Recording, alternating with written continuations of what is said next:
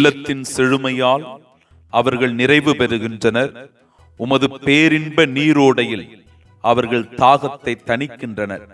ஏனெனில் வாழ்வு தரும் ஊற்று உம்மிடமே உள்ளது. உமது ஒளியால் யாமும் ஒளி பெறுகின்றோம். திருப்பாடல்கள் 36, 8 மற்றும் 9. இறைவனின் இல்லத்தில் நமக்கு நிறைவும் பேரின்பமும் கிடைக்கிறது.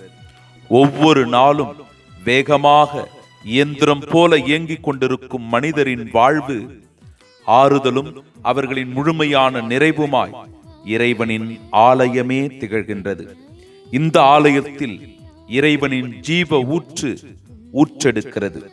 இந்த ஜீவ நீரூற்று நமக்கு நிறைவை தருகிறது, நிம்மதியை அளிக்கிறது, நம்மை புனிதப்படுத்துகிறது, ஆவிக்குள் நிரப்புகிறது, நம்மை அபிஷேகம் செய்கிறது. ஏனெனில் இந்த ஜீவ ஊற்றின் துவக்கமும் முடிவும் கிறிஸ்துவே.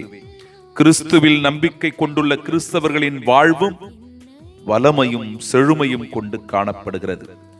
நம் தீராத ஆன்மீக தாகத்தை தணிக்கிறது இந்த ஜீவ ஊற்று.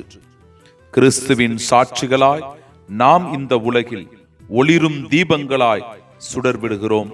இந்த ஜீவ ஊற்றினால் கிறிஸ்துவை ஆதாயமாக்கிக் கொள்ள இந்த உலகத்தை குப்பை என கருதுவோம். ஆமீன்.